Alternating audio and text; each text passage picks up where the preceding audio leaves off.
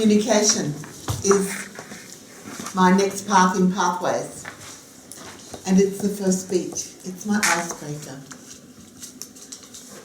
A couple of years ago, I did a course on writing your autobiography, and our coach trainer suggested that the chronological method. I was born in Melbourne, Australia, last century.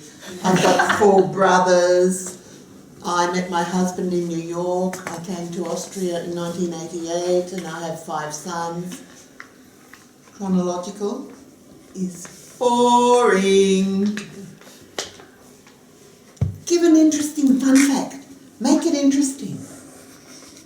My 5 sons all sang in the Vienna Boys Choir. Wow.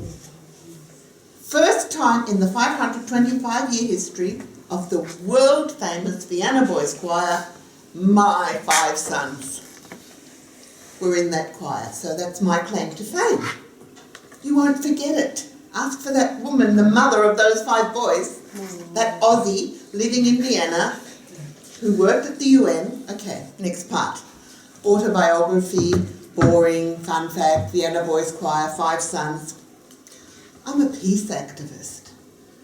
I was an NGO representative for Women's Federation for World Peace, and I was attending NGO committee meetings here at the VIC. I was supporting the UNODC. I was the secretary of the Vienna NGO Committee on Narcotic Drugs, and I was between jobs, and I decided I'm going to start boosting up my application process for a job at the UN, because I was working with these guys at the UNODC, and I thought, I'm better than they are. The stuff that I'm doing for them, they're getting paid for it, and I'm coming in as a volunteer. Well, my call to heaven was heard, and I got a job. 2009, I started working at the IAEA until 2019. 2010, I joined Toastmasters and immediately joined the committee as Vice President Membership. Have been basically on the committee ever since, supporting, if not in an official role, as Easy Speak support. And I'm passionate about world peace and what the UN can contribute. I'm so inspired. I come here from home especially to be with you for this meeting, because you staff members at the UN, I'm one of you. I know what it's like when you go out there and people hear, oh, you work at the UN, good pay, no work. We should defund the UN. The United Nations has a role, and if we don't do it, then who? I'm passionate about making this the best place possible. My ideals, my vision is True Parents United Nations. What?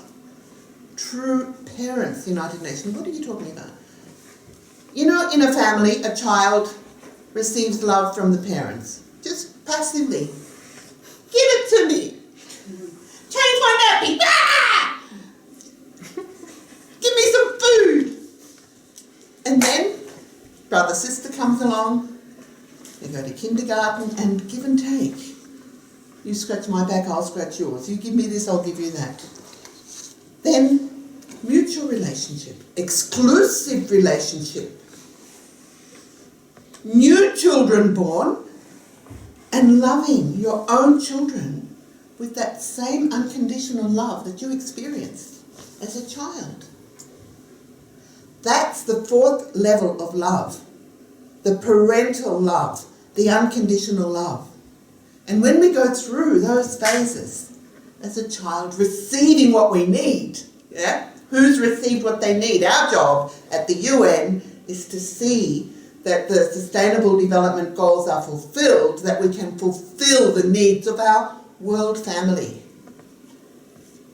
And then we can work together and cooperate with one another, SDG 17, Partnerships for Peace.